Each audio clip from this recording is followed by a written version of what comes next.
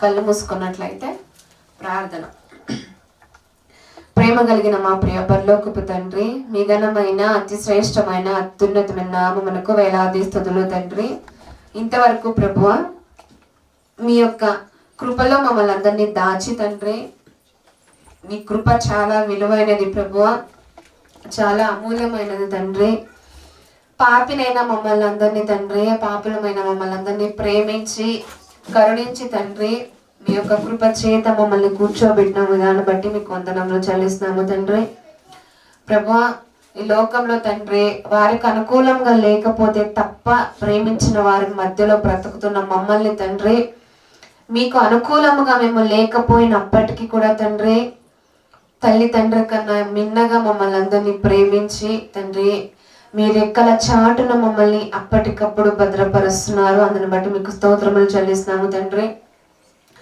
ఇంత కృప మా మీద కుమ్మరించినప్పటికీ కూడా తండ్రి, ఆ కృపని అర్థం చేసుకోకుండా తండ్రి, మీకు తండ్రి బాధ పెట్టే పిల్లలుగా మేమేమే ఉన్నామేమో ప్రభువా, మీకు ద్రోహము చేసేవారుగా ఏదైనా మేము ఉన్నామేమో ప్రభువా, అలాంటి ఒక పరిస్థితి మాకు రాకుండా తండ్రి, ఎల్లప్పుడూ మిమ్మల్ని సంతోష పెట్టినట్లయితే మాకు రెండంతులుగా సంతోషం వస్తుందని ప్రతి ఒక్కరు గుర్తించుకొని తండ్రి, మీకు అనుకూల రీతిగా మేమందరము బ్రతుకుటకు అందరికి సహాయం చేయమని ప్రార్థిస్తున్నాము తండ్రి. ప్రభువా, ఈనాడు క్రైస్తవ్య సమాజము తండ్రి, ప్రభువా సత్యాన్ని తెలుసుకోక తండ్రి, వారి ఇష్టానుసారంగా వాక్యాలను మలుచుకొని ప్రభువా, వారి ఇష్టానుసారంగా సంఘాలు కట్టుకొని వెళ్ళిపోతున్నారు ప్రభువా. అలాంటి వారిని గురించి చింతిస్తూ తండ్రి, మాకు ప్రభువా ఇచ్చిన ఈ సత్యమును బట్టి తండ్రి, మేము సత్యముగా బ్రతుకుటకు తండ్రి, కేవలం తెలుసుకొని విడిచిపెట్టేవారుగా కాకుండా సత్యాన్ని తెలుసు అని చెప్పుకుంటున్న మేము ప్రభువా, మా ప్రవర్తనను తండ్రి, మా జీవితాన్ని మేము తండ్రి పరిశుద్ధతతో తండ్రి పోల్చుకున్నప్పుడు తండ్రి ఎలా ఉంది అని మాకు మేము పరీక్షించుకోవడానికి మా అందరికి సహాయం చేయమని ప్రార్థిస్తూ తండ్రి, ఇగో తండ్రి మీ దీనదాసురాలు నిలబడి మాట్లాడుచుండగా మీ ఆత్మ సహాయమును మాకు అందించమని ప్రార్థిస్తున్నాము తండ్రి. ఇగో ప్రభా, ఎవరైతే వాక్యం కొరకు ప్రార్థిస్తున్నారో వారందరినీ మీరు దీవించండి తండ్రి. వారికి కావలసిన అవసరమైన మాటలు ప్రభా మీరు మాట్లాడమని తండ్రి, ఈ రోజుల్లో తండ్రి ఇటువంటి వాక్కులు ఈ లోకంలో మాకు ఎక్కడ దొరకవని గుర్తించుకొని తండ్రి, మాకు మేము సరి చేసుకోవడానికి మా అందరికి సహాయం చేయమని ప్రార్థిస్తూ, ఘనత మహిమ ప్రభువులు మీ ఒక్కరికి చెల్లిస్తూ, మాకు కాదు ప్రభు మీ పవిత్రమైన నామమునకు తండ్రి స్తుతి కలుగును గాక అని మేము ప్రార్థిస్తూ, ఘనత మహిమ ప్రభువులు మీ ఒక్కరికి చెల్లిస్తూ యేసుక్రీస్తు నామములో ప్రార్థన మనల్ని సమర్పించుకుంటున్నాము కన్న తండ్రి, ఆమేన్. అందరికీ మరొకసారి వందనాలు చెల్లిస్తున్నానండి. ఇద్దరు కూర్చున్నట్లయితే కొన్ని విలువైన మాటలు మనం మాట్లాడుకున్నట్లయితే ప్రియులారా, ప్రతిరోజు ఎన్నో విలువైన వాక్కులు, ఎన్నో విలువైన పాటల ద్వారా ఎంతో ఆత్మీయ రీతిగా మనకు కొంతమంది ఆ పాటల ద్వారా కానీ మెసేజ్ల ద్వారా కానీ మనకు వినిపిస్తూ ఉంటారు. అలా వింటున్నాము మేము, మాకంతా తెలుసు అండి దేవుని గురించి, ఇలా ఉంటేనే దేవునికి ఇష్టము, ఇలా ఉండకపోతే ఆయనకు ఇష్టం ఉండదు అని మాకంతా తెలుసండి. ఎన్నో విలువైన వాక్కులు మేము నేర్చుకుంటూ వెళ్ళిపోతున్నాం అని ఎవరైతే చెప్పుకుంటున్నారో, ఎవరైతే కేవలం మాట ద్వారా నోట్లోనే ఉంచుకొని హృదయంలోనికి ఆ మాటను తీసుకోకుండా వారి బ్రతుకులను నిజంగా మనం ఆలోచించినప్పుడు, నా బ్రతుకులు నిజంగా పరిశుద్ధత ఉందా? ఏంటండి ఎప్పుడు చూసినా గద్దింపులే, ఎప్పుడు చూసినా తిడుతూనే ఉంటారు, వాక్కుల ద్వారా గద్దింపు వచనాలు తీసుకొని మాట్లాడుతూనే ఉంటారు అని అనుకోవచ్చు. ఈరోజు ఈ గద్దింపు మనం వినకపోతే రేపు పొద్దున వచ్చే ఆ ఒక నాశనము మనం తట్టుకోలేమండి. అందుకే తీయనైన మాటలు తేనె వంటిదిగా ఉంటాయి, కానీ తీయని మాటలు ఇష్టపడరు. దేవుని గద్దింపు తీయగానే ఉంటుంది, అది నిజంగా స్వీకరించే వాళ్ళకి తీయగానే ఉంటాయి. అమ్మ, ఇంత విలువైన వాక్కు నాకు చాలా అవసరం, ఈ గద్దింపు నాకు చాలా అవసరం, ఎందుకంటే అలాంటి బలహీనత నాలో ఉంది కాబట్టి ఈ గద్దింపు నాకు చాలా ఇంపార్టెంట్ అని తీయగా అనిపిస్తుంది. అది నిజంగా పరిశుద్ధంగా స్వీకరించే వాళ్ళకి మాత్రమే. కాబట్టి ప్రియులారా, సంఘము అనగా ఒక శరీరము, దేవుని ఒక వధువు సంఘము అన్నాడు ఆయన. ఈ సంఘము నిజంగా సంఘాలలో మనం ఆలోచించినట్లయితే సంఘము పర్ఫెక్ట్ గా, ఇప్పుడు ఒక శరీరం ఉందండి, ఏదైనా ఒక అవయవానికి దెబ్బ తాకింది అనుకోండి, శరీరం అంతా బాధపడుతుంది కదా, పడుతుంది కదండి, పడుతుందా లేదా? పడుతుంది కదా. సంఘంలో ఒక్కరు తప్పిపోయినా కూడా సంఘానికి అంతా బాధ ఉంటుందండి. అరే ఏంటి వీళ్ళు ఇలా, ఏంటి ఇలా ఎందుకు చేస్తున్నారు, ఇలా ఎందుకు అయిపోతున్నారు, ఎందుకు ఆత్మీయతను విడిచి వారు లోకాన్ని వెంబడించుకుంటూ వెళ్ళిపోతున్నారు అని అనిపిస్తూ ఉంటుందండి. సంఘం అనగా ఒక శరీరం, అయిన వధువు సంఘం అన్నాడు. ఈ వధువు సంఘం అనగానే మనలో ఏ ఒక్కరైనా కూడా ఆత్మీయతకు దూరంగా వెళ్ళిపోతే అందరికి బాధగానే ఉంటుందండి, నిజంగా దేవుని కొరకు బ్రతకాలనుకునే వాళ్ళు. కానీ ఇంకా ఎన్ని మాటలు చెప్తే మారుతారు, ఇంకెన్ని పాటల ద్వారా గద్దింపులు ఇస్తే మారుతారు అని అనిపిస్తూ ఉంటుంది. ఎంతో గొప్ప స్పీకర్స్ ద్వారా మనము ఎన్నో విలువైన మాటలు మనం వింటున్నామే, కానీ అప్పటికైనా ఆ పరిశుద్ధత, అంతసేపైనా ఆ పరిశుద్ధత, విన్నప్పుడు మాత్రమే ఆ పరిశుద్ధత వస్తుందా?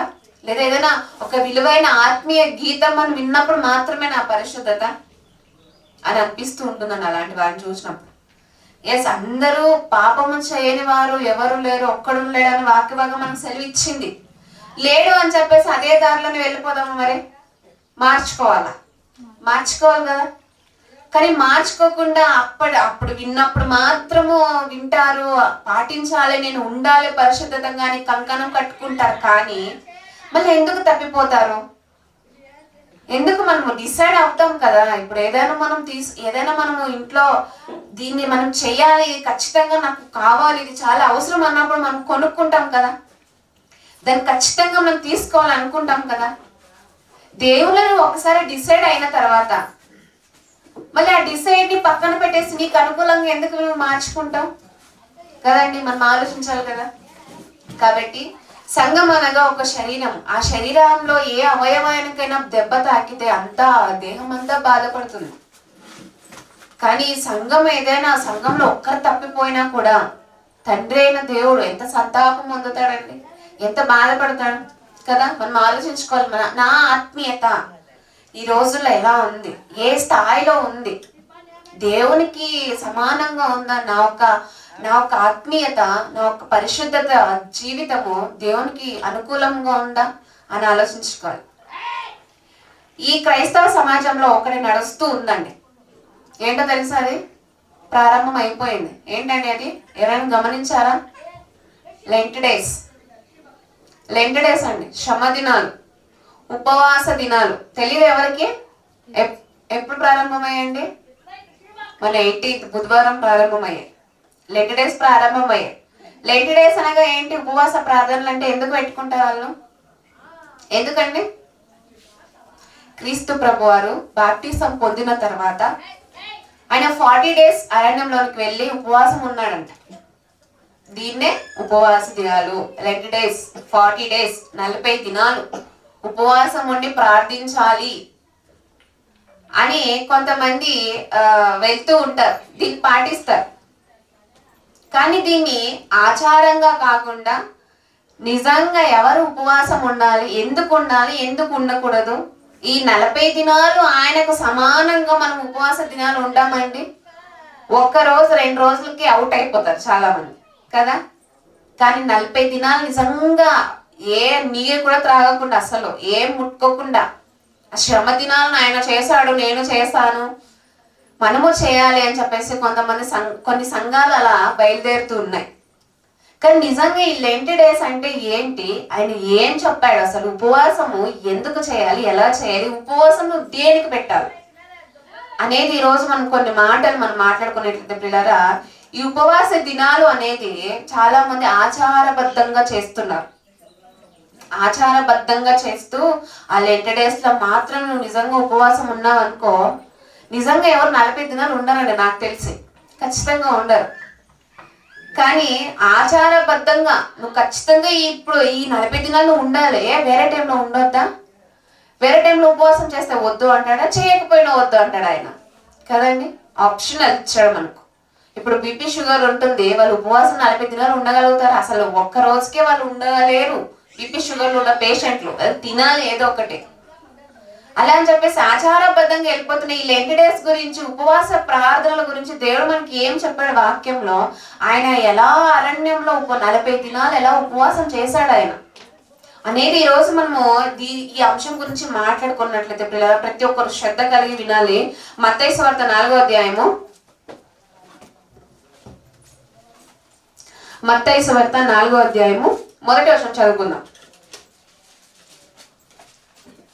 మత్తయి సువార్త 4వ అధ్యాయము మొదటి వచనం. అప్పుడు యేసు అపవాది చేత శోధింపబడుటకు ఆత్మ వలన అరణ్యమునకు కొనిపోబడెను.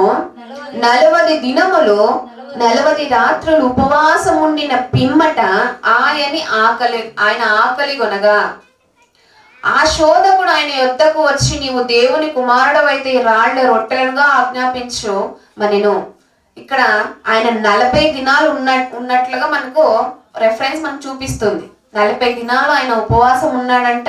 తర్వాత ఆయన ఆకలి ఉన్నాడు. ఈ నిజంగా 40 దినాలు ఆయన చేశాడండి, మేము చేయాలి. 40 దినాలు ఎవరైనా అస్సలు ఉండలేరండి. కానీ కొంతమంది ఎలా ఉంటారంటే జ్యూస్ తాగొచ్చు కదండి, కాఫీలు తాగొచ్చు కదా, మధ్యలో ఏదో ఒకటి చిన్న చిన్న స్నాక్స్ తీసుకుంటూ ఉంటారు. కానీ ఆయనంట 40 దినాలు ఖచ్చితంగా ఉన్నాడండి. ఆయన 40 దినాలు ఉపవాసం ఉన్నాడంట. 40 రాత్రులు ఉపవాసం ఉండిన పిమ్మట ఆయన ఆకలి కొనగా ఆ శోధకుడు ఆయన వద్దకు వచ్చి, నీవు దేవుని కుమారుడవైతే ఈ రాళ్ళు రొట్టెలగునట్లు ఆజ్ఞాపించమనెను. అందుకు ఆయన, మనుష్యుడు రొట్టె వలన మాత్రము కాదు గాని దేవుని నోట నుండి వచ్చి ప్రతి మాట వలన జీవించని వ్రాయబడి ఉన్నదనెను. ఆయన ఆ శ్రమ దినాలు ఆయన పాటించిన 40 దినాలు ఆయన ఉన్నది సాతాను ఎదుర్కొన్నాడు. మరి నీ 40 దినాల్లో కాదు, నువ్వు ప్రతిరోజు సాతాను నువ్వు ఎదుర్కొని తీరాల్సిందే. కేవలం ఈ 40 దినాలు మాత్రమే, ఈ 40 దినాల్లో మాత్రమే నువ్వు దేవునికి దగ్గరగా ఉంటావు, వేరే టైంలో ఉండవు. ఈ 40 దినాలు మాత్రమే నువ్వు ఉపవాసం చేయాలి అని ఆచారం పెట్టేశారండి. చెయ్యొచ్చు, తప్పులేదు. కానీ ఆచారంగా తీసుకెళ్ళిపోతున్నారు చాలా మంది, ఆచారంగా వెళ్ళిపోతున్నారు. లూకా సువార్త 4వ అధ్యాయం చదువుకుందాం ఒకసారి. ఆయన ఎలా ఉన్నాడు అంటే, లూకా సువార్త 4వ అధ్యాయము, లూకా సువార్త 4వ అధ్యాయము మొదటి వచనం. ఇక్కడ కూడా అదే మాట ఉందని చదువుకుందాం. యేసు పరిశుద్ధాత్మ పూర్ణుడై యోర్దాను నది నుండి తిరిగి వచ్చి 40 దినములు ఆత్మ చేత అరణ్యంలో నడిపింపబడి అపవాది చేత శోధింపబడుచుండెను. ఆ దినములలో ఆయన ఏమీయూ తినలేదంట. ఏమి తినలేదంట అండి ఆయన. కానీ నేటి క్రైస్తవులు ఎలా ఉన్నారో తెలుసా? అంత ఏదో ఒక స్నాక్స్ ఉంచుకొని, ఏదో ఒక జ్యూసో లేదా కాఫీనో ఉంచేసుకొని, పర్లేదు తాగేయచ్చులే, ఇది ఇలా చేస్తున్నారు ఉపవాసం. ఇది ఉపవాసమా? మరి ఆయన ఎలా ఉన్నాడండి? ఏమీ తినలేదంట, ఏమి ముట్టుకోలేదండి. కానీ కొంతమంది ఎలా ఉంటారంటే చెప్పుకుంటారు, ఏదైనా ఉపవాసం ఉన్నాను, నేను ఉపవాసం ప్రార్థన చేస్తున్నా చెప్పుకోవాలి. అసలు నీకు నీ తండ్రికి తెలిస్తే చాలు కదా. కానీ ఆయన ఏమీ తినలేదని చెప్తున్నాడు. కానీ నేటి క్రైస్తవులు అన్ని తింటున్నారు. వారు నేను కేవలము అన్నం మాత్రమే వదిలేస్తానండి, మిగతాది అన్ని తినేస్తాను అన్నట్లుగా ఉన్నారు క్రైస్తవులు ఈ రోజుల్లో. ఇదే ఉపవాసం, నిజమైన ఉపవాసం అని చెప్పింది? ఏమీ తినలేదంట. ఆ దినములలో ఆయన ఏమీ తినలేదు. మరి అలా ఉంటారా క్రైస్తవులు? ఇప్పుడు 40 దినాలు ఏమి తినకుండా ఉంటారు అసలు? కానీ ఉండలేరండి ఎవరు. కానీ ఆయనకు సమానంగా కూడా ఎవరు వెళ్ళలేరు. ఏమీ తినలేదంట. తర్వాత చదువుకుందాం. అవి తీరిన తర్వాత ఆయన ఆకలి కొనగా అపవాది, నీవు దేవుని కుమారుడవైతే రొట్టె అగునట్లు ఈ రాతితో చెప్పమని ఆయనతో చెప్పిన శోధన దినాలు అవి. నువ్వు మరి సాతానికి ఎదురెళ్తున్నావు ఈ 40 దినాలు. సాతానికి ఎదురెళ్ళి నిలబడు అంత ఈజీగా? నువ్వు ఆయన చేసినటువంటి ఆ ఒక గొప్ప ఉపవాసం నువ్వు చేయగలుగుతావా? చేయలేరండి మనుషులు. 5, 2, 3 రోజులకే అవుట్ అయిపోతారు. ఒక్క రోజుకి నీరస పడిపోతారు. అది వదిలేసి ఆచారబద్ధంగా నేను అది తీసుకుంటానండి, కాఫీలో బిస్కెట్లు కలుపుకోవచ్చా అని అడుగుతారండి కొంతమంది. అది తినొచ్చు, ఇది తినొచ్చా, ఏ జ్యూస్ తాగితే బాగుంటుంది, ఇవా ఉపవాసాలు? ఖచ్చితంగా ఆయన ఎలా ఉన్నాడు. నువ్వు ఆయన చేశాడు కాబట్టి నేను చేయాలని నువ్వు వెళ్ళిపోతున్నావు. మరి ఆయన ఉన్నటువంటి శోధకుని ఎదిరించాడు, నువ్వు ఎదిరిస్తున్నావు ఈ 40 దినాల్లో. ఎప్పుడూ ఉంటుంది నీకు ఆ పరీక్ష. కానీ 40 దినాలే ఎందుకు అని ఒక ఆచారంగా చాలా మంది తీసుకెళ్తున్నారు. ఈ ఉపవాస దినాలని ఎందుకు ఆయన మాట్లాడుతున్నాడు, ఎందుకు ఉపవాసం అంటే ఏంటి, ఆయన ఏం చెప్తున్నాడు అన్న మరో మాటలు మనం చూసినట్లయితే పిల్లరా, యెషయా గ్రంథము 58వ అధ్యాయము, యెషయా గ్రంథము 58వ అధ్యాయము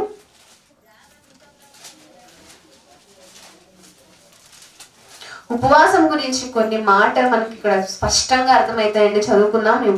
యెషయా గ్రంథం 58వ అధ్యాయము 3వ వచనం. మేము ఉపవాసం ఉండగా నీవెందుకు చూడవు. ఇక్కడ అంటే కొంతమంది దేవుని క్వశ్చన్ చేస్తున్నారు. క్వశ్చన్ చేసి అక్కడ క్వశ్చన్ ఆన్సర్స్ నడుస్తూ ఉంటాయి చూడండి. మేము ఉపవాసం ఉండగా నీవెందుకు చూడవు, మేము మా ప్రాణములను ఆయాసపరుచుకొనగా నీవెందుకు లక్ష్య పెట్టవు. తర్వాత అని అందరూ అక్కడ వాళ్ళంట, మేము ఉపవాసం ఉన్నాం కదా, నీకు కనిపించట్లేదా, ఎందుకు మాలో మా దగ్గర ఉన్న ఈ కలవరం కానీ ఈ బాధ కానీ ఎందుకు ఇంకా తీసివేయట్లేదు, మా ప్రాణాలనే మేము ఆయాసపరుచుకుంటున్నాం కదా, ఎందుకు నువ్వు చూడట్లేదు అని క్వశ్చన్ మార్క్ అక్కడ క్వశ్చన్ వేస్తున్నారు దేవునికి. మేము ఉపవాసం ఉండగా నీవెందుకు చూడవు, మేము మా ప్రాణములను ఆయాసపరుచుకొనగా నీవెందుకు లక్ష్య పెట్టవు అని అందరూ. అందుకైన తర్వాత చదువుకున్నట్లయితే, మీ ఉపవాస దినమున మీరు వ్యాపారము చేయుదురు, తర్వాత మీ పనివారి చేత కఠినమైన పని చేయించుదురు, మీరు కలహపడుచు వివాదము చేయుచు అన్యాయముగా గుద్దులాడుచు ఉపవాసముందురు. చూసారండి, ఉపవాసం అనగానే కేవలం అన్నం విడిచిపెట్టడం కాదు. ఇక్కడ మాట్లాడుతూ అంటున్నాడు, నీ ఉపవాస దినమున మీరు వ్యాపారము చేయుదురు, మీ పనివారి చేత కఠినమైన పని చేయించుదురు, మీరు కలహపడచ్చు వివాదము చేయించు. కలహాలు ఉంటాయి కానీ నేను ఉపవాసం చేస్తా, వివాదం ఉంటుంది కానీ నేను ఉపవాసం చేస్తా, తర్వాత అన్యాయము నీలో పేరుకుపోయి ఉంటుంది కానీ నేను ఉపవాసం చేస్తా అంటే ఆయన ఒప్పుకుంటాడా? ఒప్పుకోడు కదా, దాన్ని స్వీకరించడు కదా. కానీ వాళ్ళు అంటున్నారంట, మేము ఉపవాసం ఉన్నాం కదా, నువ్వెందుకు చూడట్లేదు, మేము మా ప్రాణాలనే ఉపవాసంతో ఆయాసపరుచుకుంటున్నాం కదా, నీకు కనిపించట్లేదా అన్నట్లు క్వశ్చన్ వేస్తున్నారు. కానీ ఆయన మాట్లాడుతూ అంటున్నాడు, నీకు కఠినమైన పని చేయిస్తారు మీరు పని వాళ్ళ చేత, కలహాలు ఉంటాయి, మీలో వివాదాలు ఉంటాయి, అన్యాయముగా గుద్దులాడుచు కొట్టుకుంటారు. ఇదా ఉపవాస దినాలు, ఇదా నువ్వు నా కోసం చేసే ఉపవాసం ప్రార్థనలు అని మాట్లాడుతూ అన్యాయముగా గుద్దులాడొచ్చు ఉపవాసం ముందురు. మరి నేటి క్రైస్తవులు 40 దినాలు మేము చేస్తాము అని చెప్పుకుంటున్న ఎవరైతే డిసైడ్ అయ్యి ఉంటారో వారు నిజంగా అక్రమాన్ని విడిచిపెట్టి నా తండ్రి దగ్గరని నేను సహవాసం నేను గడపాలి, అన్యాయము అక్రమము వివాదము నాలో లేకుండా నేను నిజంగా ఉపవాసం చేస్తున్నారా, మీరు నిజంగా చేస్తున్నారని క్వశ్చన్ మార్క్ వారి మనసులో వచ్చిందంటే దానికి చాలా మందిలో వారి దగ్గర ఆన్సర్ ఉండదండి. కానీ ఉపవాసం చేస్తారు. నాలో ఇలాంటి అక్రమంగా ఎలాంటి పనులు నాలో ఉన్నాయా, అయినా నేను ఉపవాసం చేస్తాను. కానీ నువ్వు వాళ్ళు విడిచిపెట్టా అని చెప్పినా కూడా చాలా మంది విడిచిపెట్టకుండా వారి ఆచారబద్ధంగానే వెళ్ళిపోతున్నారు. కానీ మనం తెలుసుకోవాల్సిన విషయము, అలాగే చదువుకున్నట్లయితే, మీరు కలహపడుచు వివాదము చేయొచ్చు అన్యాయముగా గుద్దులాడుచు ఉపవాసముందురు, మీ కంఠ ధ్వని పరమున వినబడినట్లుగా. మీరు ఎప్పుడు ఉపవాసం ఉండరు, మీ కంఠ ధ్వని అంట పరమునకు వినబడినట్లుగా. ఎప్పుడు ఉంటారు మీరు ఉపవాసం? అసలు పరమునకు వినబడాలంట ఉపవాస ప్రార్థనలు. అది కానీ ఎప్పుడెప్పుడు అయిపోతుందా టైము, ఎప్పుడెప్పుడు అయిపోతుందా, ఎప్పుడు తినేద్దామా అనే ఆశ కలిగి ఉన్న వాళ్ళు ఉన్నారండి. నిజంగా ఆయన ఏం చెప్పలేదు నువ్వు 40 దినాలు నువ్వు ఖచ్చితంగా చేయాల్సిందేనే, మనకేం అక్కడ ఆజ్ఞ ఇయ్యలేదు బైబిల్లో. కానీ మీ కంఠధ్వని పరమున వినబడినట్లుగా మీరు ఇప్పుడు ఉపవాసం ఉండరు, అట్టి ఉపవాసము నాకు అనుకూలమా అంటున్నాడు ఆయన.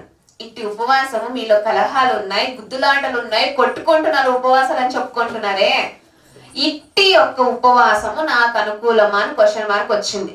మరి ఎవరైతే ఈ యొక్క ఆచరిస్తున్నారో, ఈ 40 దినాలు ఆచరిస్తున్నారో వీరికి ఈ వచనాలు బాగా అనుకూలిస్తాయి కదండి.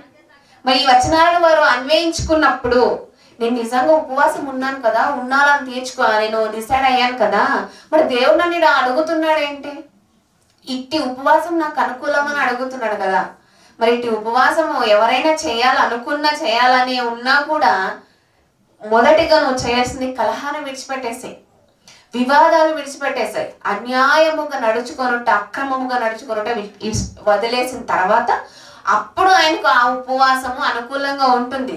కానీ నీలో ఉన్న చెత్తంతా అలాగే ఉంచుకొని వారి ఇష్టానుసారంగా నేనే చేసేస్తానండి, క్రీస్తు అప్పుడు చేశాడు కదా నేను చేస్తా, 40 దినాలు అంత ఈజీ కాదండి. చేయొచ్చు. మనం ఉపవాసం ఉన్నామంటే అది మన దేహములకు ఆత్మకు కూడా చాలా అవసరమైందే, అనుకూలంగానే ఉంటుంది. నువ్వు నిజంగా ఉపవాసం ఉండి ప్రార్థించాలి అంటే నీ ఆత్మీయత కూడా పెరుగుతుంది. 1 రోజు లేదా 2 రోజులు నీ యొక్క జీర్ణ శక్తి కూడా మంచిగా అవుతుంది. నీలో ఉన్న జీర్ణ యంత్రం నువ్వు గ్యాప్ ఇచ్చావంటే చాలా సెట్ చేసుకుంటుంది. కొన్ని గ్యాప్ ఇచ్చావంటే నీ దేహమునకు అది సరైనదే, నీ ఆత్మీయకు కూడా సరైనదే. చేయడంలో తప్పులేదు, కానీ మనకు ఆజ్ఞ ఇయ్యలేదు. నువ్వు చేస్తున్నావు అంటే మొదట నీ కలహములను, అన్యాయములను, గుద్దులాడుచు ఇలాంటివన్నీ అక్రమాన్ని విడిచిపెట్టేసి నువ్వు చేయి. అప్పుడు అట్టి ఒక ఉపవాసం నాకు అనుకూలం అని చెప్తున్నాడు. అలాగే చదువుకున్నట్లయితే 5వ వచనము, మనుష్యుడు తన ప్రాణమును బాధపరుచుకొనవలసిన దినము అట్లాంటిదేనా నీ ఉపవాసము? ఇలాంటి కలహాలు ఉంచుకొని ఉపవాసం చేస్తావా? ఉపవాసం నాకు అనుకూలమా అని అడుగుతున్నాడు ఆయన. మరి ఈ క్వశ్చన్ కి క్రైస్తవ సమాజం ఏ ఆన్సర్ ఇస్తుందో ఎవరికి చెప్పుకోవాల్సిన అవసరం లేదు, కానీ నీ తండ్రికి నువ్వు ఆన్సర్ ఇవ్వు చాలు. కాబట్టి అలాగే చదువుకున్నాడు, మనుషుడు తన ప్రాణమును బాధపరుచుకొనవలసిన దినము అట్టిదేనా? ఒకడు జమ్ము వల్ల తల వంచుకొని గోనె పట్టె కట్టుకొని బూడిద పరుచుకొని కూర్చున్నట ఉపవాసమా? తర్వాత అట్టి ఉపవాసము యెహోవాకు ప్రీతికరమని మీరు అనుకుంటున్నారు అంతే, కానీ నీ ప్రార్థన, నీ ఉపవాస ప్రార్థన పరమునకు చేరట్లేదు అని గ్రహించుకోవట్లేదండి. అట్టి ఉపవాసం నేను నిజంగా చేస్తున్నాను, నా తండ్రికి అనుకూలంగా నా ఉపవాసం ఉందా? ఉపవాసంలో తప్పులేదండి, ఉపవాసం చేయొచ్చు. కానీ ఆయనకు సరి సమానంగా నేను వెళ్తాను, ఆయన ఉన్నట్లుగా నేను ఉంటాను. ఎవరు కూడా మరి ఉపవాసం అలాంటి ఉపవాసం చేయాలంటే కనీసం నీళ్ళు కూడా తాగకుండా మరి చేయాలేము. ఆయన అలా ఉన్నాడు, అంత సాతానికి ఎదురెళ్ళి నిలవబడ్డాడు. మరి అలాంటి క్రైస్తవులు ఉన్నారా?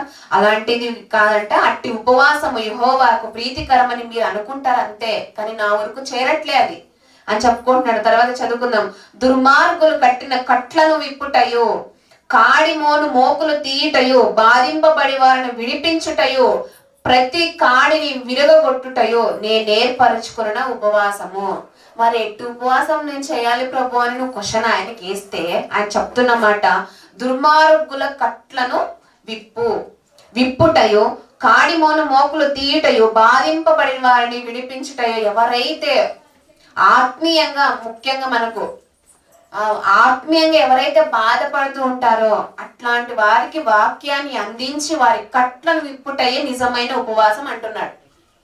అలాగే చదువుకున్నట్లయితే, బాధింపబడిన వారిని విడిపించుటయో, ప్రతి కాడిని విరగొట్టుటయో నేను ఏర్పరచుకున్న ఉపవాసము కదా.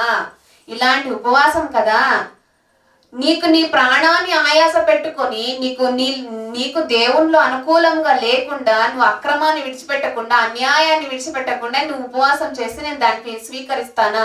అట్టి ఉపవాసము నాకు తగదు, నాకు అది అనవసరం. నువ్వు చేయాల్సింది ఏంటంటే దుర్మార్గుల కట్లను విప్పు, తర్వాత బాధింపబడే వారిని విడిపించు, తర్వాత ప్రతి కాడిని విరగొట్టుటయు నేను ఏర్పరచుకున్న ఉపవాసం అని ఆయన చెప్తున్నాడు. అట్టి ఉపవాసము దేవునికి అనుకూలం. ఇది గమనించాలండి క్రైస్తవ సమాజం. తర్వాత అలాగే చదువుకున్నట్లయితే, నీ ఆహారము ఆకలిగొన్న వారికి పెట్టుటయు, నీ రక్త సంబంధికి ముఖము తప్పింపకుండుటయో, దిక్కుమాలిన బీదలను నీ ఇంట చేర్చుకునుటయో, వస్త్రహీనుడు నీకు కనబడినప్పుడు వానికి వస్త్రము లిచ్చుట ఇది కదా నాకు ఇష్టమైన ఉపవాసం. నువ్వు తిండి మానేసి నీలో ఉన్న పాపాన్ని మానలేకుండా నువ్వు తిండి మానేసి ప్రార్థన చేస్తే నేను స్వీకరిస్తానా? అది కాదు నిజమైన ఉపవాసం. నువ్వు చేయాల్సింది నీ ఆహారం ఆకలి కొనిన వారికి పెట్టు. నీకు లేకపోయినా నేను సరే ఉపవాసం చేస్తానంటే ఆ ఉపవాసం చేస్తున్న రోజు నీకంటూ తినాలని ఉన్న వండేసి ఆహారం లేని వారికి పెట్టొచ్చు కదా, నీ భాగాన్ని తీసుకెళ్ళాలకి. అది కదా నిజమైన ఉపవాసం. తర్వాత నీ ఆహారం ఆకలిగొన్న వారికి పెట్టుటయు, నీ రక్త సంబంధికి ముఖము తప్పింపకుండుటయు. నీ రక్త సంబంధికి ఎవరికైనా సరే ముఖాన్ని తిప్పుకోకూడదు. తర్వాత అది దిక్కుమాలిన బీదలను నీ ఇంట చేర్చుకొనుంటాయో. చేర్చుకుంటారండి? ఏమో బయట కనిపిస్తేనే ₹1 ఇవ్వడానికి కొంతమంది మనసు ఒప్పుకోదు, కానీ ప్రార్థనలు మాత్రం చేస్తారు. ఇలాంటి ప్రార్థన దేవుడు స్వీకరిస్తాడా? స్వీకరించడు. తర్వాత ఆ వస్త్రహీనుడు నీకు కనబడినప్పుడు వానికి వస్త్రములు ఇచ్చుటయో. ఇది కదా నాకు ఇష్టము. మరి నా ఇష్టాన్ని నువ్వు తీరుస్తున్నావా? లేదు. నీకు అనుకూలంగా నువ్వు మార్చుకొని అప్పుడప్పుడు స్నాక్స్లు కడుపులో వేసేసుకొని నేను ఉపవాసం చేస్తున్నా అని ప్రతి ఒక్కరికి డబ్బా కొట్టుకొని వస్తారు. ఇది ఉపవాసమా? కాదు. దేవునికి ఇష్టమైనవి దిక్కుమాలిన బీదలను నువ్వు స్వీకరించాలి, వారిని చేర్చుకోవాలి. వస్త్రహీనులకి వారికి బట్టలు ఇవ్వాలి, నువ్వు వారు కనబడినప్పుడు వారికి వస్త్రములు ఇచ్చుట ఇది నాకు ఇష్టము అని చెప్తున్నాడు. మరి ఉపవాస దినాలు ఎలా ఉండాలి, ఉపవాసం ఎలా చేయాలి, ఎలా చేస్తే ఆయనకు అనుకూలం అనేది మనం నేర్చుకోవాలండి ఈరోజు. తర్వాత చదువుకున్నట్లయితే, అలాగున నీవు చేసిన ఎడల నీ వెలుగు వేకువ చుక్క వలె ఉదయించును, స్వస్థత నీకు శీఘ్రముగా లభించును, నీ నీతి నీ ముందర నడుచును. నీ ఉపవాసం అంట అందరికి డబ్బా కొట్టేసుకుని నేను చేస్తున్నాను ఉపవాసము అని చెప్పుకుంటారు. కానీ నిజమైన ఉపవాసం నీలోనే ఉంది. నువ్వు చేయాలి అంటే అది వేరే వాళ్ళకు, నీ సహోదరులకు సహోదరిమణులకు వారికి చేసే సహాయంలో ఉంటుంది ఉపవాసం. వారికి కనికరించే రూపంలో ఉంటుంది ఉపవాసం. నువ్వు చేసే దాంట్లో కాదు. చేయడంలో తప్పులేదు, కానీ నువ్వు చేస్తున్నావు అంటే ఆయనకు అనుకూలంగా ఆయనకు ఇష్టంగా ఉండాలి. ఇది నిజమైన ఉపవాసం అని చెప్తున్నాడు. అప్పుడు అలా ఉండినట్లయితే నీ నీతి నీ ముందర నడుస్తుందంట, స్వస్థత నీకు శీఘ్రముగా వస్తుంది. నువ్వేదైతే అనుకుంటున్నావో దేవుడు చెయ్యను అని చెప్పట్లే. నీ కొరకు ఒక ఆశీర్వాదాన్ని ఆయన సిద్ధపరిచాడు అక్కడ, కానీ తను పొందుకున్న అర్హత మనమే సంపాదించుకోలేకపోతామేమో అనిపిస్తున్నాడు. అందుకే కాబట్టి వారికి అలాంటి ఆశీర్వాదాలు దేవుడు అలాంటి ఆశీర్వాదాన్ని పొందుకునే అర్హత ఇలాంటివి చేసినప్పుడు వారికి అనుకూలంగా వచనాలను తిప్పుకొని వారి ఇష్టానుసారంగా జీవించుకొని దేవుని ఇష్టం వారిలో నెరవేర్చకపోయినా వారి ఇష్టానుసారంగా వెళ్ళిపోతున్నారు. కాబట్టి ఆయన సిద్ధపరిచిన ఆశీర్వాదాన్ని ఎవరు పొందుకోలేకపోతున్నారండి. కాబట్టి మనం ఆలోచించుకోవాలి. నీ నీతి నీ ముందర నడుచును, యెహోవా మహిమ నీ సైన్యపు వెనుకటి భాగమున కావలిగా ఆయన అంటున్నాడు. యెహోవా సైన్యం నిజంగా నీతిగా యథార్థంగా పరిశుద్ధంగా ఎవరైతే బ్రతుకుతున్నారో వారికి తెలియకుండానే వారి వెనుక యెహోవా సైన్యం అంట కావలుంటుందంట. కావలి అది నిజంగా దేవునికి ఎవరైతే ఒక సంబంధాన్ని పరిశుద్ధంగా కొనసాగిస్తుంటారో వారికి నిజంగా వారికి తెలియకుండానే సైన్యం అంటే దేవుని యొక్క యెహోవా సైన్యము వెనుకటి భాగమున కావలి కాస్తుందంట. నీ తండ్రి లేదా నీ తల్లి నీ వెనకాల ఉండి నీకు ఒక కావలిగా ఉండి నిన్ను కాస్తున్నారంటేనే ఇంత ధైర్యం ఉంటే మనకు తండ్రి అయిన దేవుడు, భూలోకానికి రాజు, సర్వ సృష్టి సర్వకర్త అయిన సర్వలోకానికి కర్త, అలాంటి గొప్ప సైన్యము నీ వెనక భాగంగా ఉంచుతాడంట ఆయన కావలిగా. కానీ ఇలా ఉండాలంటే నీకు అర్హత ఉండాలి కదా. నేను ఉపవాసం చేస్తున్నాను, నేను ప్రార్థన చేస్తున్నాను, కానీ ఇవేమి నాలో లేవండి క్వాలిటీస్. అయినా నాకు దేవుడు ఆశీర్వాదాన్ని ఇవ్వాలంటే ఎలా ఇస్తాడు? చాలా మంది ఉపవాస దినాలు ఎందుకు చేస్తారో తెలుసా? ఈ ఉపవాస దినాల్లో అయినా నేను అనుకున్నది నేను తీర్చుకోవాలి, దేవుడు నాకు ఇస్తే చాలు అని కూడా చాలా మంది బయలుదేరుతున్నారు ఉపవాస దినాలకి. కాబట్టి మనం ఆలోచించుకోవాలండి. నీ నిజంగా నీతి కలిగి జీవించినట్లయితే యెహోవా సైన్యాన్ని నీ వెనుక బాగుపడతాడు.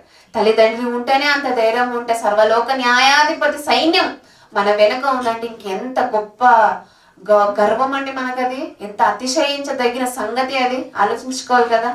తర్వాత చదువుకున్నట్లయితే, యెహోవా మహిమ నీ సైన్యపు వెనుకటి భాగమున కావలికాయను, అప్పుడు నీవు పిలువగా యెహోవా ఉత్తరం ఇచ్చును. అప్పుడు ఇవన్నీ పైన అన్ని మనం ఏదైతే చదువుకున్నామో అవన్నీ నువ్వు చేసిన తర్వాత అప్పుడు నీవు పిలిస్తే నీ తండ్రి ఉత్తరం ఇచ్చేస్తాడు వెంటనే.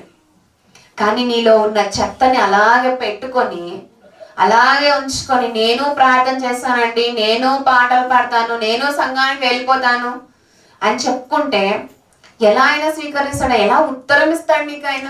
నీకున్న బాధకి కష్టానికి కలహాలు ఏదైనా కలతలు మనకు ఉండినట్లయితే ఇవేమి చేయకుండా నేను క్రైస్తవుడు అని చెప్పుకుంటూ క్రైస్తవురాలు నేను చెప్పుకుంటూ వెళ్ళిపోతే ఆయన ఎలా జవాబు మనకి ఇస్తాడు? సమాధానం ఆయనతో రెడీగా ఉంటుంది. క్వశ్చన్ నీలో ఉంది, నువ్వు క్వశ్చన్ అడిగేవాయింది, క్వశ్చన్ చేసేవాయింది, సరే సమాధానాన్ని పొందుకునే అర్హత నీలో ఉందా? లేదు. కానీ నేను ప్రార్థన చేస్తా, ఉపవాస దినాలు నేను పాటిస్తా అని చెప్పుకుంటా. కాబట్టి మనం ఆలోచించుకోవాలండి. నీవు మొరపెట్టగా అప్పుడు నీవు పిలువగా, 9వ వచనం, పిలువగా యెహోవా ఉత్తరం ఇచ్చును, నీవు మొరపెట్టగా ఆయన నేను ఉంటాను. నువ్వు మొరపెట్టితే పెట్టిన వెంటనే నేను ఉంటాను. నీకేం కావాలి, నీకేం జరిగింది, అసలు నిన్ను ముట్టిన వాడు నా కనుగుట్టిన ముట్టు వానితో సమానం అనలేదా ఆయన? ఎందుకన్నాడు? దేవుని పిల్లల్ని ఎవరైతే ముడతారో, ఎవరైతే ఇబ్బంది పెట్టాలని చూస్తారో, నిన్ను ముట్టిన వాడిని నా కనుగుడ్డు ముట్టిన వానితో సమానం అన్నాడు ఆయన. మరి ఇంతగా మనకు ధైర్యం ఇస్తున్నప్పటికీ కూడా మనలో యథార్థత బయటికి రావట్లే, పరిశుద్ధత బయటికి రావట్లే. ఏదో అప్పటికప్పుడు ఆచారబద్ధంగా వెళ్ళిపోతున్నారు అంతే. కాబట్టి మనం ఆలోచించుకోవాలండి. నీవు మొరపెట్టగా ఆయన నేనున్నానను, ఇతరు నన్ను బాధించుటయు, వ్రేలు పెట్టి చూసి తిరస్కరించుటయు, చెడ్డదాన్ని బట్టి మాట్లాడుటయు నీవు మాని, ఆశించిన దాని ఆకలిగొనిన వానికి ఇచ్చి శ్రమ పడిన వానిని తృప్తి పరచిన ఎడల చీకటిలో నీ వెలుగు ప్రకాశించును, అంధకారము నీకు మధ్యాహ్నము వలె నుండును, యెహోవా నిన్ను నిత్యము నడిపించును, క్షమకాలము ఆయన నీ తృప్తిపరిచి నీ ఎముకలకు నీ ఎముకలను బలపరచును అంటున్నాడు. ఇట్టి ఉపవాసం నాకు కావాలంటున్నాడు. అంటే దీన్ని బట్టి మీరు ఆలోచించాల్సింది, ఉపవాసం అనేది నీకు కాదు, నీ కడుపుకి కాదు. ఉపవాసం నీ పాపానికి పెట్టు, నీ పాపానికి ఉపవాసం పెట్టు. నీ కడుపుకు పెట్టినా పర్లేదు, కానీ అది సెట్ చేసుకుంటుంది. కానీ ముఖ్యంగా నీ పాపానికి ఉపవాసం చెయ్యి, పాపానికి ఉపవాసం పెట్టు. దీన్ని బట్టి మనం ఆలోచిస్తే ఇవన్నీ పైవన్నీ మనం ఏదైతే చదువుకున్నామో ఇవన్నీ నువ్వు చెయ్యి. అప్పుడు నా సైన్యాన్ని వెనక పెడతా, అప్పుడు నువ్వు మొరపెట్టిన దానికి నేను సమాధానం ఇస్తా. అప్పుడు నువ్వు పిలిచిన వెంటనే నేనున్నాను, నేను ఏంటి చెప్పు అని ఒక్క మాట ఆయన యొద్ద నుండి మనకి వినిపిస్తుంది. కానీ నువ్వు మొదట చేయాల్సింది, ఏదైతే ఆయన ఆకలిగొన్న వారికి, దిక్కుమాలిన బీదలను స్వీకరించు, వారిని అంగీకరించు, వారికి హెల్ప్ చేయి, నువ్వు సహాయం చేయి, వస్త్రహీనులకు వస్త్రాన్ని ఇవ్వు. కాబట్టి ఈ మాటలో ఇట్టి ఉపవాసం ఆయనకు అనుకూలము. కానీ కలహపడుచు, వివాదము చేయుచు, గుద్దలాడుచి, నీకు అక్రమాలన్నీ నువ్వు నీ లోపల చెత్తగా పేర్చుకుని నేను ఉపవాసం చేస్తానంటే, నేను ప్రార్థన చేస్తానంటే అట్టి ఉపవాసం నాకు అనుకూలం కాదు అని ఆయనే చెప్పేస్తున్నాడు. ఇట్టి వచనాలు చదువుకున్నప్పటికీ ఉన్నిలే అన్నట్లుగా నాకు వస్తే చాలు అని అనుకొని క్రైస్తవ సంఘాలన్నీ మూఢత్వంలో వెళ్ళిపోతున్నాయండి. అట్టి ఉపవాసం మనకు అవసరం కాదు. ఉపవాసం నీ పాపానికి పెట్టు, నీ పాపానికి ఉపవాసం రోజు చేయి. కానీ కడుపుకి ఎప్పుడు చేయలేవులే కానీ, రోజు చేయలేవులే కానీ, ఉంటే 1-2 అంతే. కానీ పాపానికి రోజు ఉపవాసం పెట్టు అనేది మాట్లాడుతున్నాడు. కాబట్టి మనం ఆలోచించుకోవాలండి. దానికి రెస్ట్ ఇస్తే, డాక్టర్లు చెప్తూ ఉంటారు దానికి రెస్ట్ ఇస్తే చాలా మంచిదండి, నువ్వు అది చెయ్యి ఇది చెయ్యి, దానికి రెస్ట్ ఇచ్చి మంచిగా చూసుకో అని చెప్తూ ఉంటారు డాక్టర్. మరి నువ్వు ఆరోగ్యంగా ఉండాలి అని అంటే ఈ లోక వైద్యుడే చెప్పింది వింటే మనం ఆరోగ్యంగా ఉన్నప్పుడు, మరి నీ పరిశుద్ధమైన ఆత్మీయత జీవితాన్ని ఆయన ఆ ఒక ఆత్మీయ ఆరోగ్యం ఉండాలంటే ఆ వైద్యులకే పరమ వైద్యుడు కదా క్రీస్తు. ఎంత గొప్ప మాట మనం చెప్పామంటే, ఇలా ఉంటేనే నీ ఆత్మీయత ఆరోగ్యంగా ఉంటుంది, ఇలా ఉంటేనే, ఇలా నడుచుకుంటేనే నీ ఆత్మీయమైన ఆరోగ్యం చక్కగా ఉంటుంది. భౌతికంగానే మనకు డాక్టర్ కొన్ని రూల్స్ అండ్ రెగ్యులేషన్స్ ఇస్తారు, మరి ఆత్మీయంగా ఇంకెంత రూల్స్ రెగ్యులేషన్స్ మనకు ఉంటాయి. కాబట్టి మనం ఆలోచించుకోవాలండి. ఆత్మీయంగా వెళ్ళినప్పుడు మనము రూల్స్ అండ్ రెగ్యులేషన్స్ పాటిస్తేనే. ఇప్పుడు ఒక ట్రాఫిక్ లో వెళ్తూ ఉన్నామండి, గ్రీన్ సిగ్నల్, రెడ్ సిగ్నల్ పడుతుంది కదా, అప్పుడు ఆ సిగ్నల్స్ చూసుకుంటే మనం మూవ్ అవ్వాలి కదా ముందుకి. మరి దేవుడు కూడా మనకు కొన్ని సిగ్నల్స్ ఇవ్వట్లేదా? నువ్వు ఏదైనా తప్పు చేయాలని నీ అడుగు వేసినప్పుడు ఆయనకి సిగ్నల్ వెంటనే మనకి గ్రీన్ సిగ్నల్ మనకి వస్తుంది. కానీ ఆ సిగ్నల్ పాటించకుండా, ఇప్పుడు ట్రాఫిక్ లో సిగ్నల్ పాటించకుండా ఎవరైతే కావాలని వెళ్ళిపోతే ఏమైపోతుంది? అక్కడ ఏమైపోతుందంటే యాక్సిడెంట్ అవుతుంది కదా. మరి నువ్వు ఆయన చెప్పిందా అని నువ్వు పాటించకుండా నీ ఇష్టానుసారంగా నువ్వు వెళ్ళిపోతుంటే నీ ఆత్మీయ జీవితానికి కూడా యాక్సిడెంట్ అవుతుంది, ఖచ్చితంగా దెబ్బ తగులుతుంది. ఏమో చనిపోవచ్చు కూడా, ఆత్మీయంగా చనిపోవచ్చు కూడా. కాబట్టి అట్టి స్థితి ఎవరికి తెచ్చుకోవద్దు. ఆయన ఇచ్చి ఒక రూల్స్ అండ్ రెగ్యులేషన్స్, ఆయన ఇచ్చు సిగ్నల్స్ ని నువ్వు పాటించినప్పుడు అట్టి ఉపవాసం నాకు ఇష్టము, అట్టి ఒక పాపానికి నువ్వు ఉపవాసం, అట్టి పాపము ఉపవాసం నాకు ఇష్టము అని చెప్తున్నాడు. కాబట్టి మనం ఆలోచించుకోవాలి. మరొమాట మనం చూసినట్లయితే ప్రియులారా, లూకా సువార్త 5వ అధ్యాయము,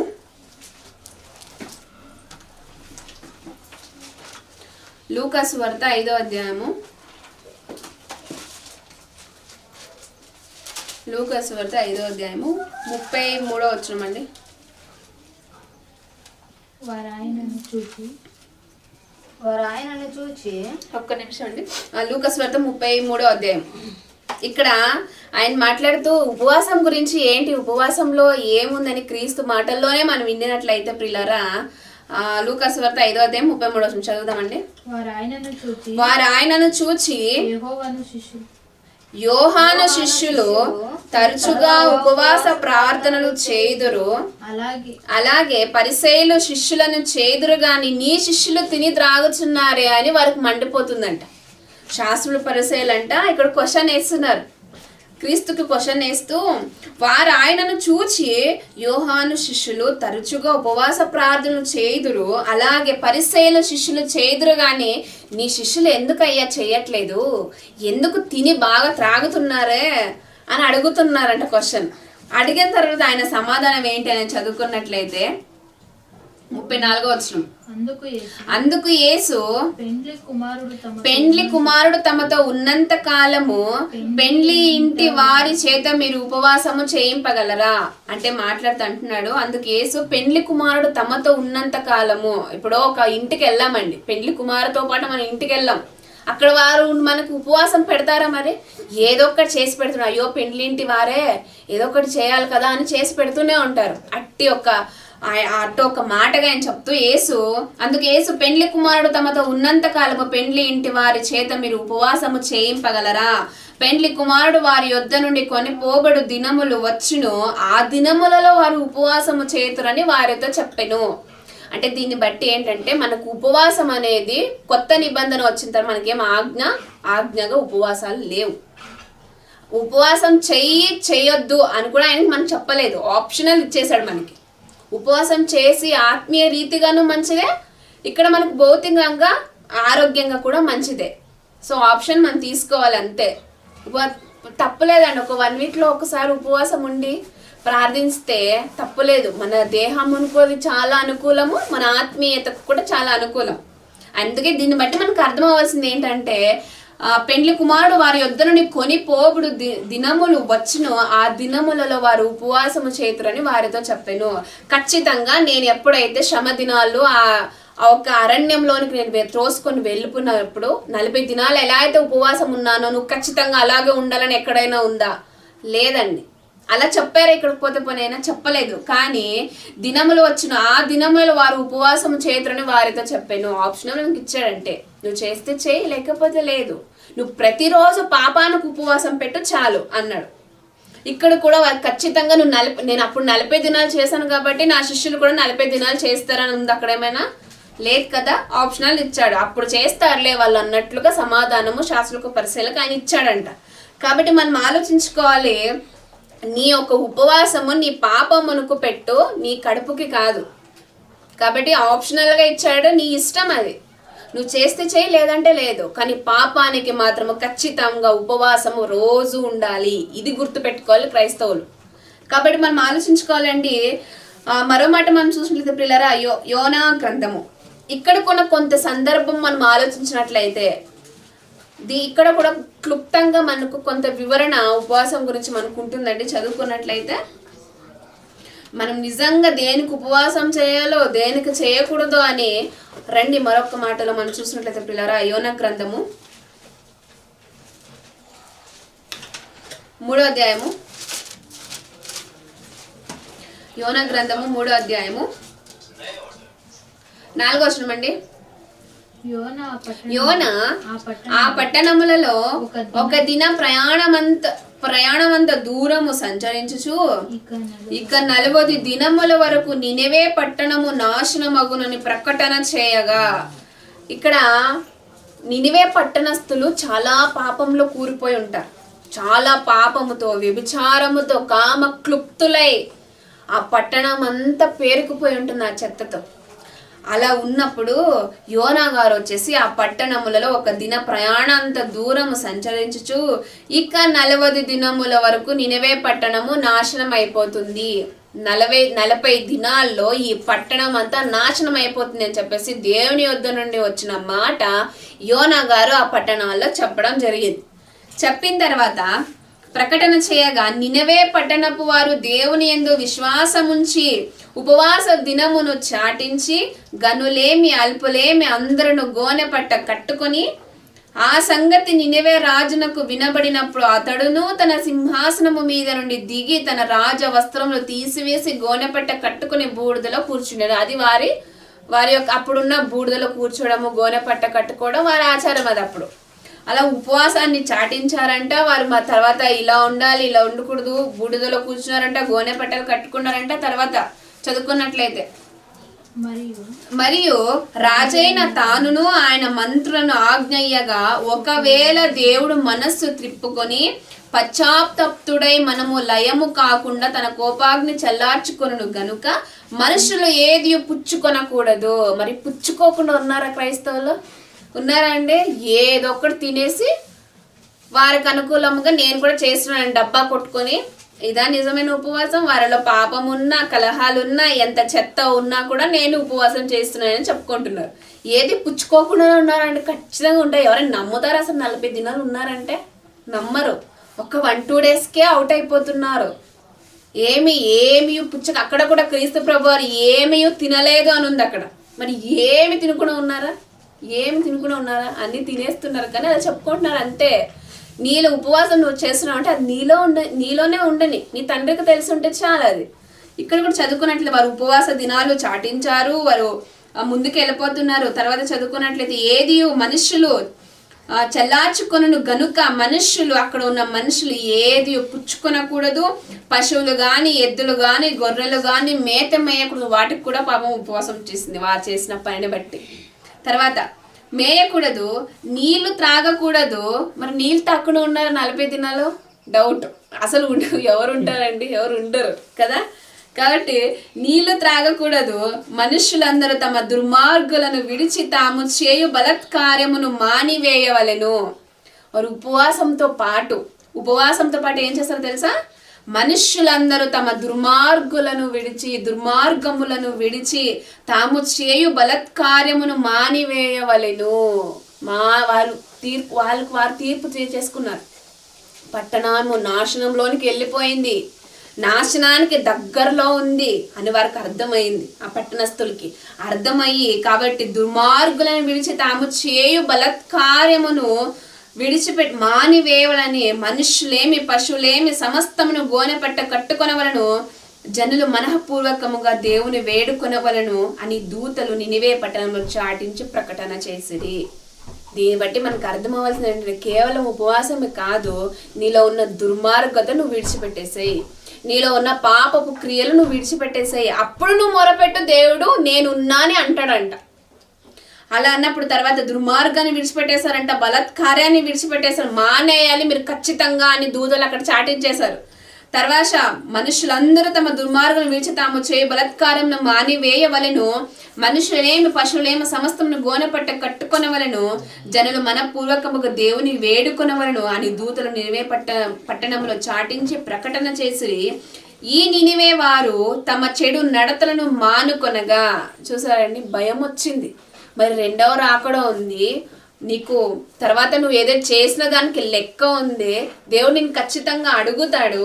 నువ్వు చేసే ప్రతి దానికి కూడా లెక్క ఆయనకి అప్పచెప్పాలి అనే భయం ఉందా క్రైస్తవులకి? వారికి భయం వచ్చిందంట. అక్కడ ఉపవాసాలు చేశారు, గోనెపట్టలు కట్టుకున్నారు బూడిదలో. అలానే మనం గోనెపట్ట బూడిద కాదండి, ఇది తీసుకోవద్దు, మనకు కావాల్సింది మనం తీసుకోండి. వారు దుర్మార్గతను విడిచిపెట్టేశారు. దేవునికి అనానుకూలమైతే ఏదైతే వాళ్ళు చేస్తున్నారో పాపపులో కూరుకుపోయారో దాన్ని విడిచిపెట్టేశారు. మనకు కూడా రెండో రాకడ ఉంది కదా, ఆయన రాకడలో ఇదిగో నేను త్వరగా వచ్చుచున్నాను అని చెప్పాడు కదా. కానీ ఈ మాట అన్నిటిని పక్కన పెట్టేసి నీకు అనుకూలంగా ఉపవాస దినాల్లో నాకు ఏదో వస్తుంది, నాకు ఏదో ఆశీర్వాదం నేను పొందుకుంటాను, అన్ని చేసేదంతా చేసేసి తినేదంతా తినేసి ఉపవాసం అని డబ్బా కొట్టుకుని నీకు అనుకూలంగా నువ్వు మార్చుకుంటున్నావు. ఇది కాదు ఉపవాసం. నీ దుర్మార్గతని విడిచిపెట్టేసాయి, నీ పాపాన్ని విడిచిపెట్టేసాయి. దేవుని కొరకు బ్రతకడానికి నువ్వు ఒక కంకణం కట్టుకో, డిసైడ్ అయిన తర్వాత కూడా నేను ఇష్టానుసారంగా నేను జీవిస్తానండి అంటే అది వారి నాశనానికి వారు కొనిపోబడతారండి. కాబట్టి మనం ఆలోచించుకోవాలి. అటు ఉపవాసాలు వాళ్ళు చేశారు, తర్వాత వాళ్ళందరూ మనపూర్వకంగా దేవుని వేడుకొనవలని దూతలను నివే పట్టణం చాటించి ప్రకటన చేసి ఈ నినివే వారు తమ చెడు నడతలను మానుకొనగా వారు చేసిన క్రియలను దేవుడు చూచి పశ్చాత్తాపతుడే వారికి చేయదు అని తాను మాట ఇచ్చిన కీడు చేయక మానెను. ఇక్కడ చదువుకున్నట్లయితే నిజంగా మరి 40 దినాలు మేము చేయాలని ఎవరైతే డిసైడ్ అయ్యారో, లేదంటే అప్పుడప్పుడు చేసేవాళ్ళు కూడా ప్రతి ఒక్కరికి వర్తిస్తున్నది. ఈ ఇయర్లో ఉపవాస ప్రార్థనలో నేను అటెండ్ అయ్యానండి. చాలా ఖచ్చితంగా నేను పాటించాను. సరే తిన్నావో తినకపోయా అది నీకు తెలుసు. కానీ మరి నెక్స్ట్ ఇయర్లో కూడా నువ్వు వచ్చావు. పోయిన ఇయర్లో ఎవరైతే ఉపవాస ప్రార్థనలో కూర్చున్నారో లేదంటే ఉపవాసాన్ని పాటించారో ఈ ఇయర్లో నిజంగా నువ్వు తప్పును మానేసావా? పాపాన్ని విడిచిపెట్టేసావా? నీ నడతను నువ్వు సరి చేసుకున్నావా? ఉపవాస దినాలేమో వెళ్ళిపోతున్నాయి, ఇయర్లు గడిచిపోతున్నాయి.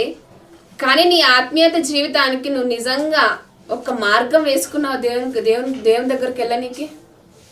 లేదండి. చాలా మంది వెనక్కి లాగిపోతున్నారు, లోకంలోనికి పడిపోతున్నారు. ఇక్కడ వారు తమ చెడు నడతలను మానుకొనగా వారు మానేశారు. భయం వచ్చింది. మరి నేటి క్రైస్తవులకు నిజంగా భయం ఉందా? భయం లేదండి. ఈ ఇయర్లో మేము ఉపవాస దినాలు ప్రారంభించాం, చేసాము, అయిపోయినాయి, నెక్స్ట్ ఇయర్లో కూడా వచ్చేస్తుంది అన్నట్లుగా వెళ్ళిపోతున్నారు. అంతేకాని నిజంగా వారు మానుకోవట్లే, వారు పాపానికి ఉపవాసం చేయట్లే. కానీ వారి కడుపుకి అప్పుడప్పుడు ఉపవాసం పెట్టేసి దేవుడు నాకు ఇది ఇవ్వు అది అని చెప్పేసి అడిగేసి వెళ్ళిపోతున్నారు. అట్టి ఉపవాసం నాకు అనుకూలము కాదు, అట్టి ఉపవాసం నాకు ప్రీతికరమైనది కాదు. ఆయన ఇచ్చిన క్వశ్చన్ మార్క్ని మాత్రం ఎవ్వరూ దానికి ఆన్సర్ ఇవ్వట్లేదు. కాబట్టి మనం ఆలోచించాలి, అట్టి ఒక నడతను మనం సరి చేసుకున్నామో లేదనేది గమనించుకోవాలి. కాబట్టి అలాంటి వారుగా ఇప్పుడు ఆయనంత దీనిగా వెళ్ళాలి అని ఎవరైతే ఉంటున్నారో ఆయనంత ప్రేమ నీలో ఉందా?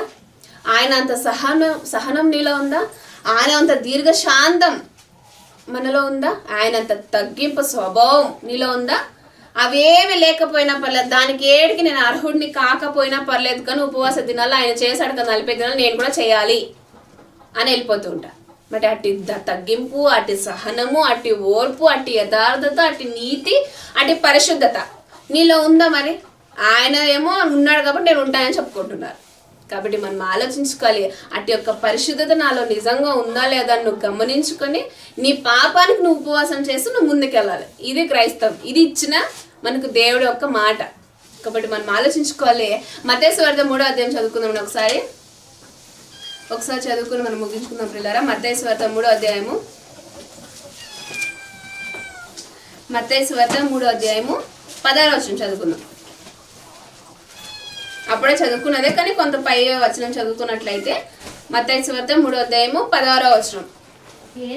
యేసు బాప్తిసము పొందిన వెంటనే నీళ్ళలో నుండి ఒడ్డునకు వచ్చెను. ఇదిగో ఆకాశము తెరవబడిన, దేవుని ఆత్మ పావురము వలె దిగి తన మీదకి వచ్చుట చూచెను. మరి ఇదిగో ఈయనే నా ప్రియ కుమారుడు ఈయన యందు నేను ఆనందించుచున్నానని ఒక శబ్దము ఆకాశము నుండి వచ్చెను. మరి నీ హృదయంలో నుండి నేను యథార్థంగా ఉన్నానని ఒక చిన్న శబ్దం వస్తుందా అండి? రావట్లే. చిన్న శబ్దం. ఆకాశం తెరవబడిందంట క్రీస్తుకి. క్రీస్తు ఉన్నాడు, 40 దినాలు నేను ఉండాలి అని అనుకుంటున్నారు కదా. అట్టివారు ఆలోచించాలి. అట్టివారే కదండి అందరూ ఆలోచించి ఈయన ఎందుకు నేను ఆనందించుచున్నాను అని చెప్తారు. అట్టి శబ్దం వచ్చిందంట. అట్టి శబ్దం. మరి నీ మనస్సాక్షిని అడుగు. నేను నిజంగా అండి దేవుని కొరకు నేను పరిశుద్ధంగా బ్రతుకుతున్నాను, నాకంటూ ఒక ఇచ్చిన ఈ జీవితంలో ఆయన కొరకు నాకంటూ కొంతగా ఆయన కొరకు నేను బ్రతుకుతున్న జీవితాన్ని సమర్పించుకుంటున్నాను అనే శబ్దాలు వస్తాయా? అమ్మో, అట్లాంటి శబ్దాలకు మనం చోటే ఇవ్వం. అసలు మన ఇష్టానుసారమే ఉంటుంది. ఎంతసేపు మన మనస్సాక్షిని అడిగితే నా లోకపు పనులు, నా ఆలోచనలు, నా కార్యక్రమాలు నావే ఉంటాయండి. సంఘంతో మాకు పని లేదు, సంఘంతో మాకు అవసరం లేదు అని విడిచిపెట్టేస్తున్న వాళ్ళు ఎంత, అలాంటి వాడిని చూసి దేవుడు ఎంత సంతాపం పొందుతాడు. నీ ఎందు దేవుడు ఆనందించుతున్నాడా? క్రీస్తు ఎందు ఆయన బాప్తిసము పొందక ముందు పుట్టిన ఆట నుండి ఆయన చనిపోయి తిరిగి వెళ్ళేంత వరకు ఆయన ఆనందించాడు. పుట్టిన ఆట నుండి నీతో కోరుకోవట్లే, కానీ ఆయన బాప్టిజం పొందావు, దేవుని తెలుసుకున్నావు. అప్పుడు నీకు తెలియకపోవచ్చు, బాప్టిజం పొందావు, తెలుసుకున్నావు. మరి నా ఎందు నా తండ్రి ఆనందించుచున్నాడు అని నీ మనస్సాక్షి మీద నువ్వు చేసుకొని చెప్పగలవా? చెప్పలేరు. కానీ చెప్పేవాళ్ళు ఉంటారు, నిజంగా పరిశుద్ధంగా బ్రతికే వాళ్ళు లేరా అని అనుకుంటే కాదు, తప్పండి, ఉంటారు. కానీ తప్పిపోయినప్పటికీ కూడా మరలా లేచి నిలబడలేము, తేజరిల్లుము అన్నాడు ఆయన. మరలా నిలవబడు, దేవుని వాక్యంతో తట్టి నిన్ను లేపుతున్నాడు ఆయన. మరి లేస్తున్నామా? ఎంతసేపు లోకంతో నిద్రపోయే వాళ్ళగానే ఉన్నారు. ఆయన ఏందంట, ఆ దేవుని ఆత్మ పావురమని దిగి తన మీదకు వచ్చుట చూచెను. మరి ఇదిగో ఈయన నా ప్రియ కుమారుడు, ఈయన ఎందు నేను ఆనందించుచున్నాను. ఓ కుమార్తె నీ ఎందు నేను ఆనందించుచున్నానా అని చెప్తున్నాడా? ఒక కుమారుడా నీ ఎందు నేను ఆనందించుచున్నానా అని చెప్తున్నాడా? మరి మీ మనస్సాక్షిని, దేవునితో ఉన్న నీ సహవాసంతో మీరు క్వశ్చన్ చేసుకోవాలండి. మీరు అడగాలి దేవునితో, నేను నిజంగా ఉన్నానా? ఆయన ఎందు ఆకాశము తెరవబడి శబ్దం వచ్చింది.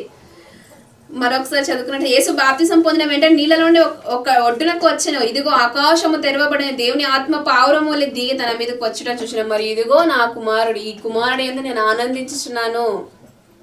కాబట్టి ఆలోచించుకోవాలి, నీ ఉపవాసము నీ పాపానికి జై. ఫస్ట్ ఆఫ్ ఆల్ పాపానికి నువ్వు చేసినట్లయితే ఆయన నేనున్నా, చెప్పు ఏంటి నీ ప్రాబ్లం అని, నేనున్నా అంటాడు ఆయన. అప్పుడు మనకు సమాధానం ఆయన సిద్ధపరిచింది, మనకు సమాధానం వస్తుంది. కాబట్టి మనం ఆలోచించుకోవాలి, లెంట్ డేస్లోనే కాదు, ప్రతిరోజు కూడా నీ పాపానికి ఉపవాసం నువ్వు చేస్తూ దేవుని దగ్గర ముందుకెళ్ళడమే ఆయనకు నిజమైన ఉపవాసం. వస్త్రహీనులను, దరిద్రులను అందరినీ మనం ఆదుకోవడం, వస్త్రహీనులకు వస్త్రం ఇవ్వడం, అన్నం పెట్టడం, ఇది అట్టి ఉపవాసం నాకు ఇష్టం అంటున్నాడు. మరి అట్టి ఉపవాసం మనం చేస్తున్నామో లేదా అని గుర్తించుకొని, గ్రహించుకొని ప్రతి ఒక్కరు ముందుకెళ్ళాలని నేను కోరుకుంటాను. నా యొక్క మాటలు ముగిస్తున్నానండి. కళ్ళు మూసుకొని ప్రార్థించుకుందాం.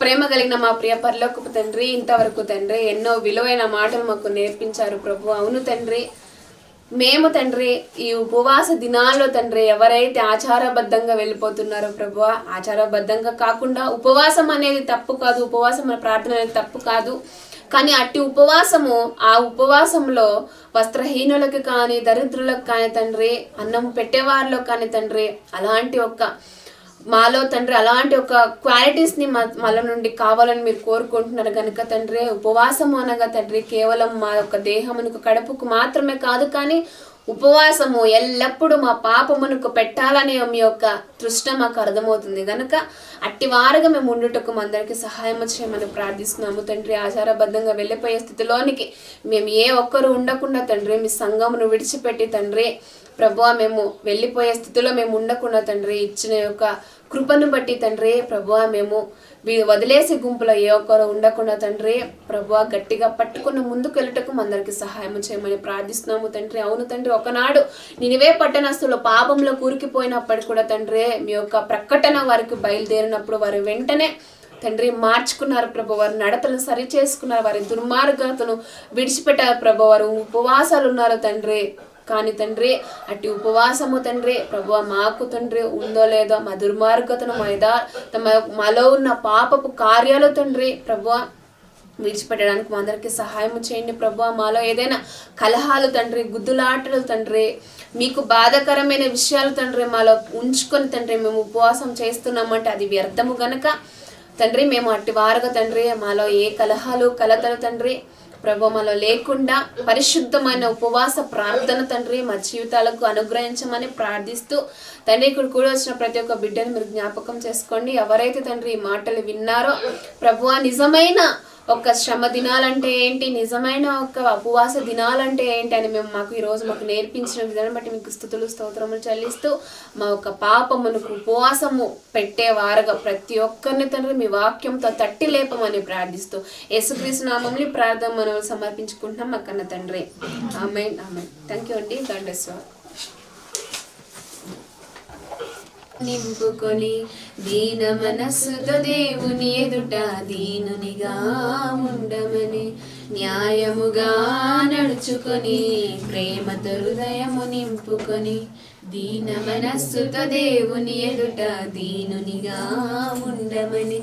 ఇంతే కదా దేవుడు అడుగుచున్నది, బలి ఇచ్చుట కంటే మాట వినుటై శ్రేష్టమన్నది.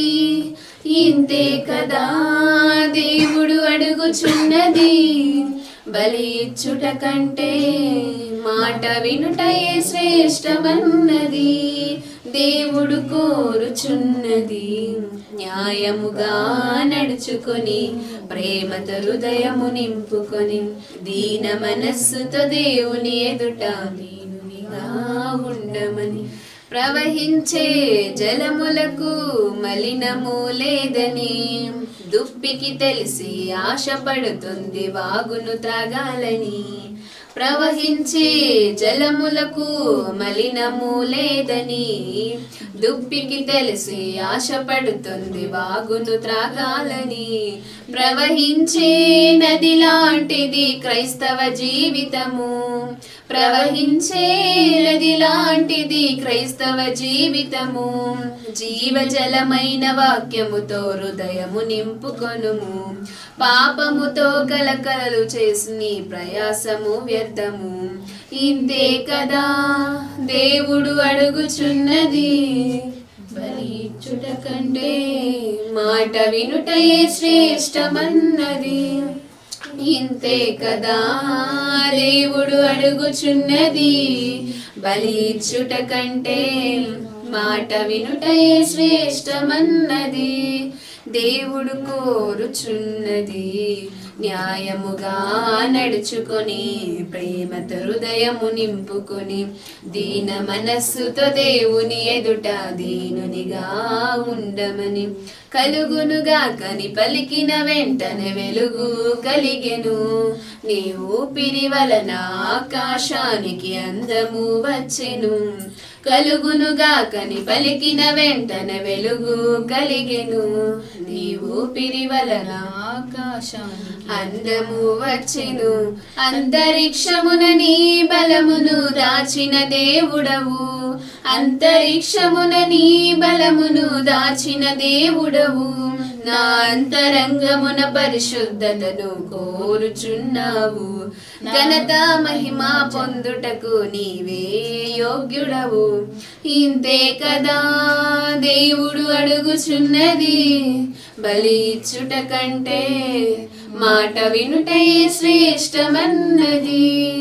ఇంతే కదా దేవుడు అడుగుచున్నది, బలి ఇచ్చుట కంటే మాట వినుటే శ్రేష్టమన్నది. దేవుడు కోరుచున్నది న్యాయముగా నడుచుకొని ప్రేమతో హృదయము నింపుకొని దీన మనస్సుతో దేవుని ఎదుట దీనునిగా ఉండమని.